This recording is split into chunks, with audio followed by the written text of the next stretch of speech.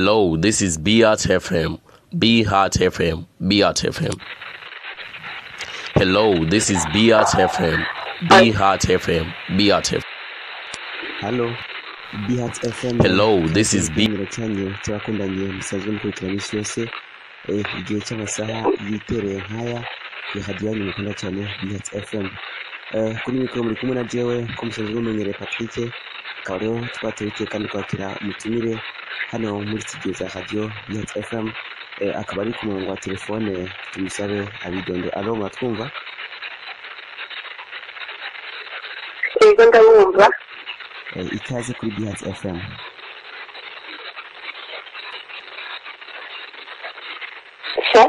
Ati ikaze kuri Beat FM. Mwakoze. Dusabe imbere ko tuvugana mwidondore batwumviriza bumve mutube dufise wariwe. Ndabara mu mwese nitwa Olive Rakoze, ndi umunyeshuri kuri Lumière Université Lumière ku Mutanga. Ego Olive, dufise sije no munsi ivuga ngo hagati y'umwigeme n'umuhungu ninda kwimukira uwundi mu idini. Mu gihe uno munsi ivyo bikunze gutera ingorane mu bakundanye, usanga umukobwa yakwimukira umuhungu cyangwa umuhungu yakwimukira umukobwa. Oliver, nk'umuntu ugeze muri university ndibazo yafise ikintu cy'ukuri cyo kwiki kubwa.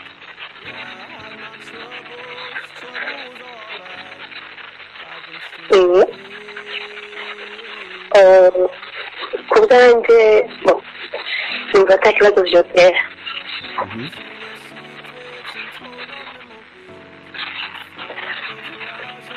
Iyo bamaze umuhungu n'umukobwa bagahura, umwese akavuga amasantima ku wundi, hanyuma bakabona yuko bafise dereganza bakumvikana bose, guhindura idini n'ico kibazo. Bafise kubandanya bari ku murongo umwe, umwe wese agafata ingingo, agashobora kuja mu idini rimwe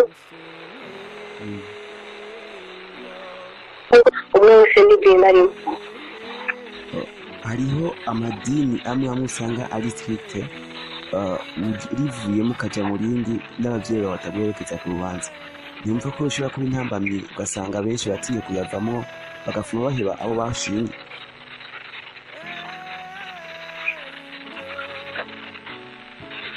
Birakunze gushika yuko abavyeyi babara intambamyi, ariko mu rukundo rw'umuhungu n'umukobwa abavyeyi musanze ntibari bisanze kujamo, kuko abavyeyi si bo bazokubakira umuhungu canke si bo bazokubakira umukobwa. Iyo umuhungu n'umukobwa bumvikanye, umwe akavuga ati agira ahindura idini canke bose bashimiye yuko bose aguma mu idini ryabo, ariko bakubaka bamaze gutera imbere mu ntambwe, ico nico ikibazo abavyeyi. Ni kihe kibanza idini rifise mu rukundo rw'abantu bakundanye mu hagati y'umukobwa n'umuhungu?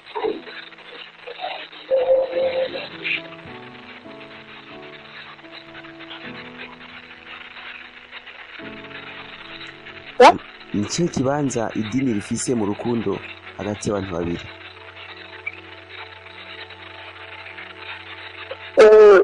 Idini ryogira ikibanza kinini, ahubwo Imana ni mubi ikibanza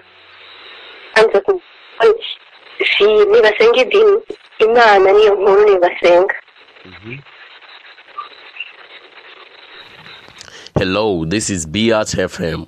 Be Heart FM. Beat FM.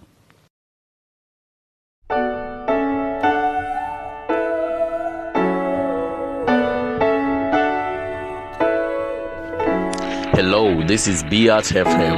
Be Heart FM. Beat FM. Hello. Amaze guhindura nuko yagiye yita, kuko ni konsi agiye kubera ari oblige, yagiye bishaka yabihindura bishaka, mugabo niba yagiye umutima ari poza akavuga ati je ndabigiye urukundo, Imana niwe usangayo bagenda muri Katolika imanizo gumariye, kandi kusenga izo bandanye kurumva nibwo kuvuga ngo muhinduye idini cyangwa ugiye hajya cyangwa uhinduye ahandi wese kugumayo, ariko ubwiye hanyuma ugasubira guhindura sinzi ko bizana n'umuntu ko nawe yabiteguye ariko uri kumwe n'umuhungu hanyuze iyo ko mwubakana murashaka kumvikana mukagenda mu idini ry'umwe kugira muragane nk'umuhezagiro w'Imana hanyuma ukabandanya umujyi wawe. hari abakunze kuvuga ngo umukobwa ntagira idini ategerezwa kwimukira mu idini ry'umuhungu ntaho byakabaye ko umuhungu yimukira umukobwa uri niyo mubivuga kwiki?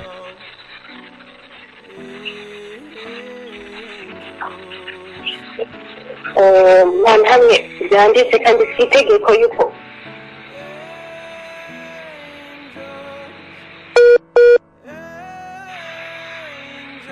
kwimukira mu idini ry'uwundi byose ndamutara iyo ashoboye namo agira iby'uwundi nta kibazo mu gihe umvikanye ko umwe azokara mu idini ry'uwundi nawe abariwe nta kibazo biteye kandi bakabandanya bakundana bubatse bagatera imbere. mu gusozera kino kiganiro turashaka ushikirize ubutumwa butonya bugufi abarongoye amadini kuko kenshi na kenshi nibo bakunze gushyiraho ayo mategeko mu madini yabo ugasanga nibo batuma abantu ibintu bidindira bananiza abakundanye. ubutumwa bushikiriza amadini amwe amwe afite amategeko nk'ayo imbere yuko duherangiza mu biganiro.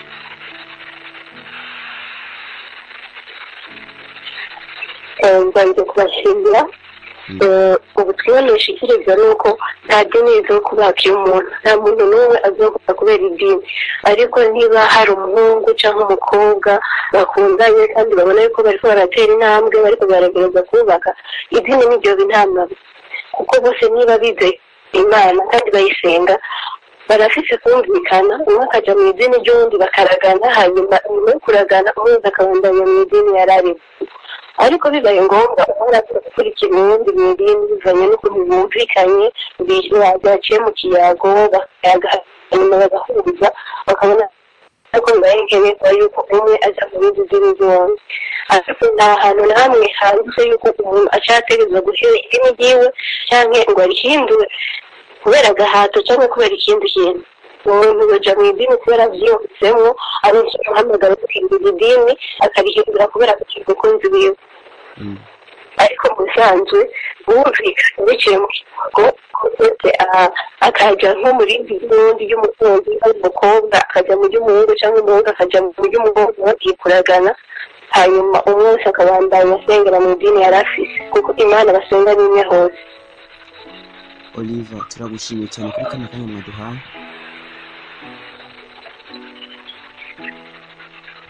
ndabashimiye namwe twizeye ko tubatumye kundi umunsi muzoza witaye.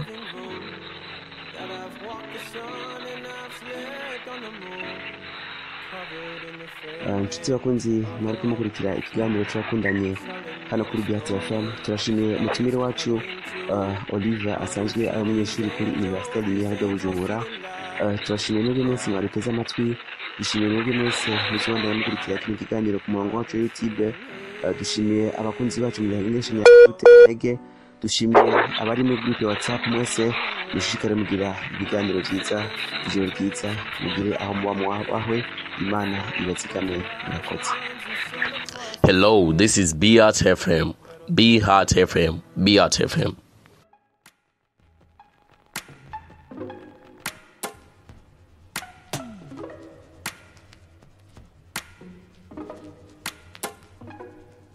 Send me your location, let's focus on communicating, 'cause I just need the time and place to come through.